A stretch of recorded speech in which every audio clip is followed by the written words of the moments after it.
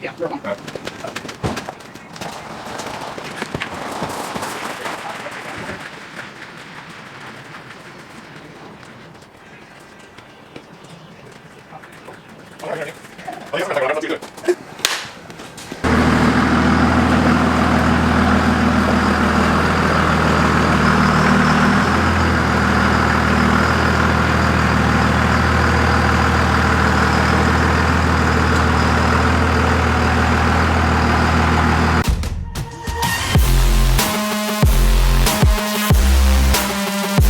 What is up, guys? Welcome back to the channel. If it's your first time stopping in, don't forget to go down below and hit that subscribe button. And if you enjoyed today's video, make sure to give it a thumbs up. I would really appreciate it.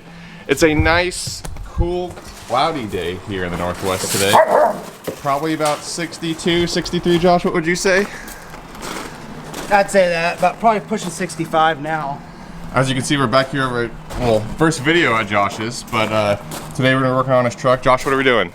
Changing out a stud. So like you guys saw in a couple videos ago, that missing spiked lug. But we're gonna get started taking this wheel off and go from there. And one thing I wanted to say was, this video is being pre-recorded because I'm getting ready for when baby comes, which is really weird. This video will be out after she's already born, which is insane. Holy crap. But yeah, let's get into today's video. I just wanted to, yeah.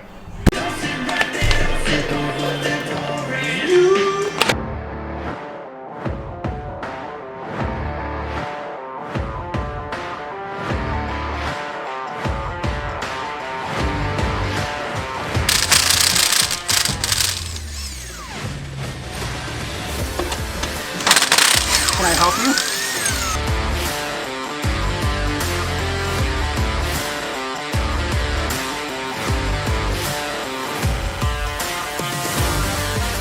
Huh, I don't know if that's good or not. That's a lot of metal shavings there. Some right there too.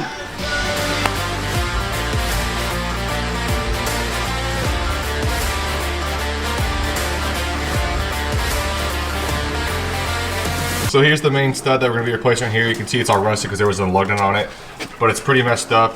We might end up replacing a couple other ones, we'll see here.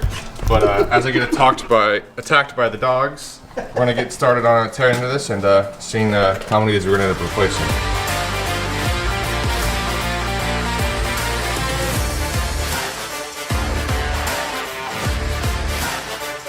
That's the price of it back then. That was expensive even back then. Nowadays, you try to get a kit like this, you're going to be spending probably... That's probably $1,300, $1,400 today's money. Yeah.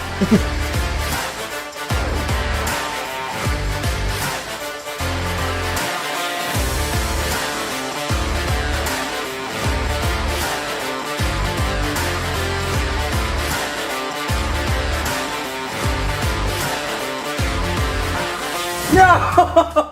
Oh my god, I was not recording that. That's like the worst. Alright, I'll try to reenact it. Okay. Yeah. Oh yeah. That's just too loose now. Such a hard reenactment. Literally like the worst thing ever is when you think you're recording something but you aren't and you miss something like that. But we got it off. A little bit of heat and a much bigger bar helped us out because like you guys saw, I bent this one. Harbor Freight wasn't strong enough. So we used just a freaking, what is that? I don't even know, binder bar? Some big, Used for binders. yeah, it was big enough to work, so.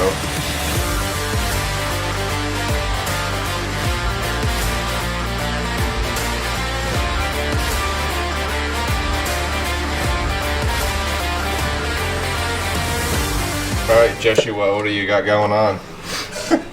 Well, just disconnected the caliper. Should be ready to take off now, hopefully. I hope.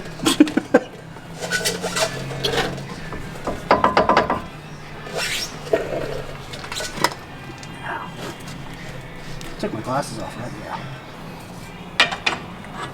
now. Right into the bucket.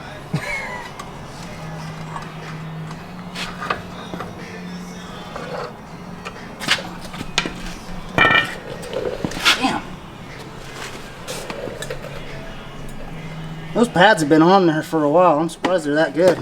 Especially since I only have front brakes. You don't have rear brakes? My drums have been shot for years. since I bought the truck. So next we're gonna pull out these bolts back here, which there's 4. Yep. 2 on each side. Once those are out, the whole thing should just, in theory, slide out. In theory, that's the thing. This Knowing truck, my luck, who knows? anything is possible.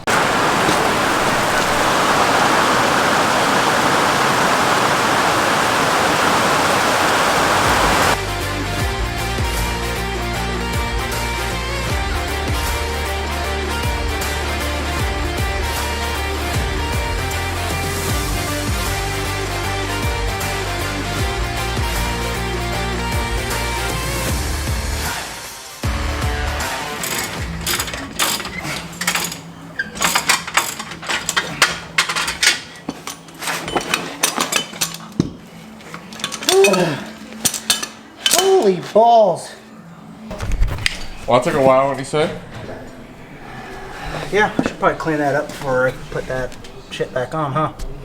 Yeah, I would. Might be a good Wire idea. wheel it. Just a little bit of rust. Yeah, no big deal. Should probably check my ball joints too, huh? I would. All right, so we took a quick lunch break, and Josh tried Fuff for the first time. What'd you think of it?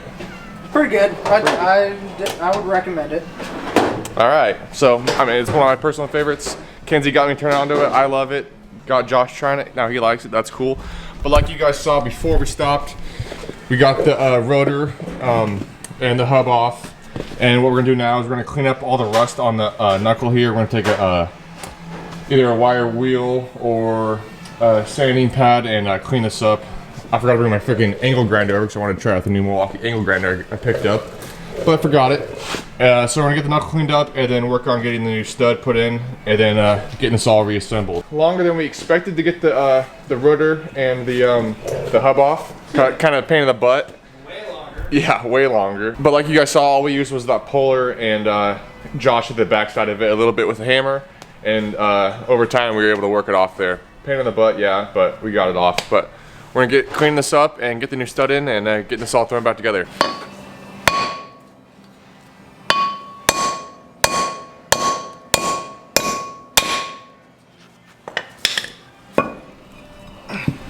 Oh, rust. No. Yeah, she's a little chewed up. Yeah. A little weld on there at some point. Yeah, like re-welded itself. Yeah. That's impressive. Or no. It's the thread. It peeled back the thread. That's what it was. There's a row missing right there. Nice fresh stud. Wish I could do them all, but this is not going to happen today.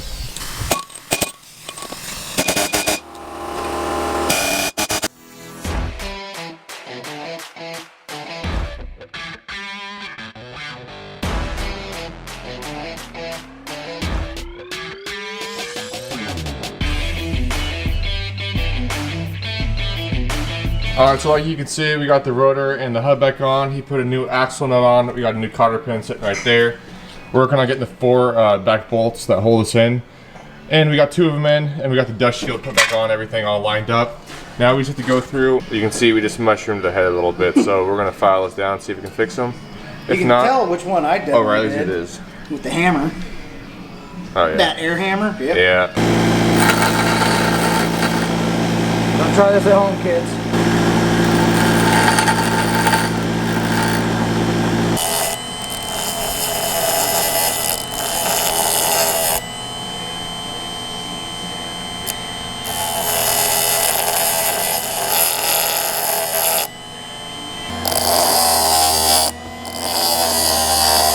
Welcome to Redneck Garage.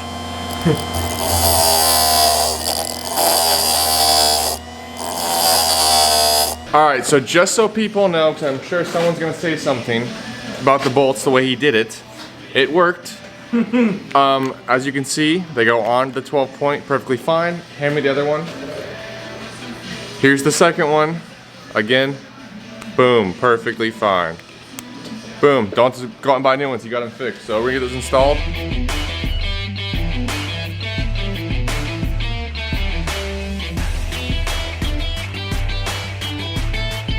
So for the mounting bolts on the back, there'll be 4 of them. They're 12 point. they're going to be 122 foot-pounds. And then for the front axle nut here, it's going to be 180 foot-pounds. So we're going to tighten those down now. All right, so we've got the 4 mounting bolts all tightened up. We're about to do the axle nut now, and we want to do a little comparison of his Husky torque wrench versus this Digi-Click torque wrench that I got. God, I think I got this from Sears, like before they closed down for good. So we're gonna set them both to 180, and use. Oh no, I have it set to 122. Oh, you're gonna test the back ones first? Yeah. All right. Well, in a second here, you'll see we're gonna torque it down to 180 with one of the torque wrenches, and then come back with the second one and see how true one of them is. Yep. Well, first we'll see how true this one is, and then we'll go through, tighten down the axle nut with the Husky one first, and then come back with this one to see which one's off. If they're both off, they both suck. Who knows? He had this. Well, now it's really shit. Yeah, now it really doesn't work. Pittsburgh one from Harbor Freight, which I have one too, but I just don't think they work too well. That one's good. Okay, well that was pretty close. That wasn't even barely anything. Let's see what this last bolt. Oh yeah. Okay, so we know 122's pretty spot on both of them. Yep. Or they're both off. So unfortunately, we didn't have a 1/2 inch to 3/4 adapter, so we're not gonna be able to do a test on the axle nut. And by the way, it's a chain binder. Yes, we forgot the name of it earlier. We just were throwing blanks. So chain binder, that's what that's called.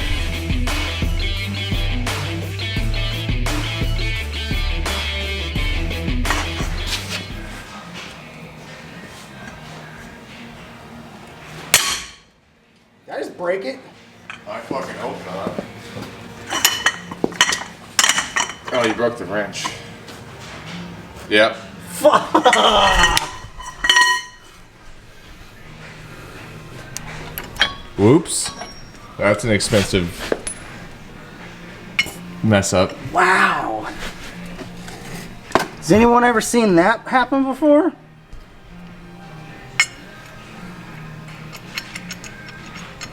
Hey, Tony. I've never seen the actual housing break. I've seen the inside and the internals shatter and shit before, but never the actual housing. Well, that thing is also from 1974. So what we were doing was we were trying to line up the hole so that way we could slide the cotter pin in there. And on that last little bit there, she said, adios. Bye, Felicia. I've given 40 years of my life. Yeah, I might need to get a hold of my tool guy. Yeah. I might need a replacement. You got that on video, right? Yeah. Oh, thank God. We'll see that. So luckily, before it broke, it lined up almost perfectly. He was able to get that cotter pin in there and get it bent over and everything. But now we're gonna get the brakes on and then slap this tire on and be done with this damn thing. So he's got the brakes back on. You got the line hooked up and the bolts in, all torqued to spec. Now we're gonna go ahead and go through, bleed the brakes, and add some more brake fluid as we go.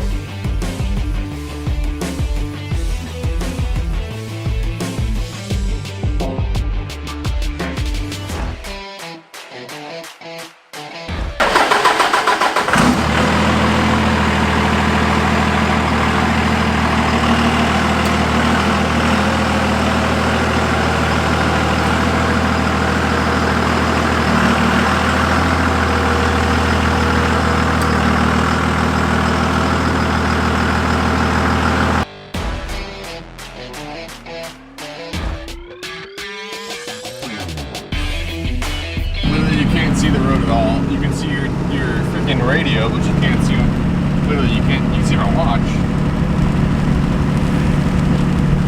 Turn on the brights. Bam! Still can't see. Well, maybe a little bit. Well, the wheels have fallen off, so that's a good thing. Yeah.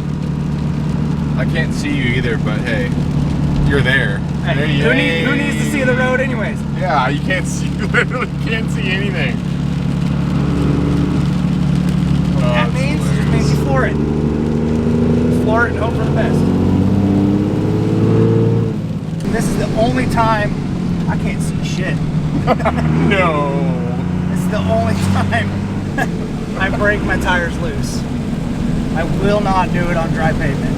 As you can probably hear, the rain is picking up, so I'm gonna try to talk loud. Hopefully you can still hear me. We just got back from the test drive. Everything went good. The tire's still on, so that's a good sign. That's still has 8 lugs, which is good. You guys probably couldn't see anything because its headlights are terrible. They're second-gen headlights. Unless you upgrade them or get pods, fog lights, or like a light bar, you really can't see anything on the road, which will be coming in an upcoming upload. Definitely going to be fixing his lights or upgrading them or adding the light bar or fog lights in the future. So stay tuned for that. But I hope you guys enjoyed today's video. We want to give you, before we cut to the, before we end this video, we want to give you a little sneak peek of Homeboy's new stack. So Josh, if you would, do the honors. Alright, this is what we got. TSO 8-inch hood stack. If you ask me, I think it's amazing quality. Love the paintwork on both the flags.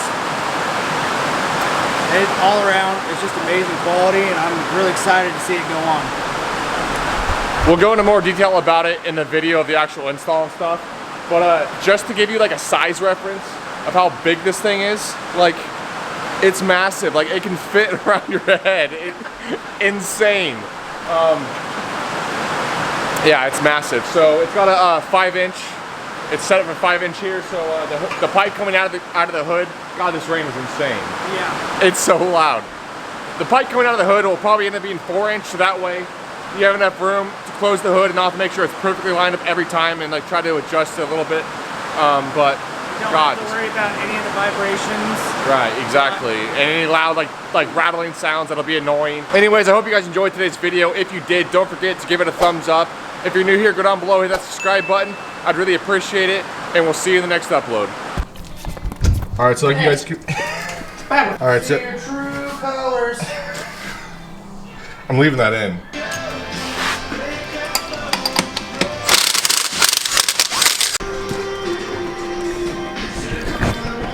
And start getting...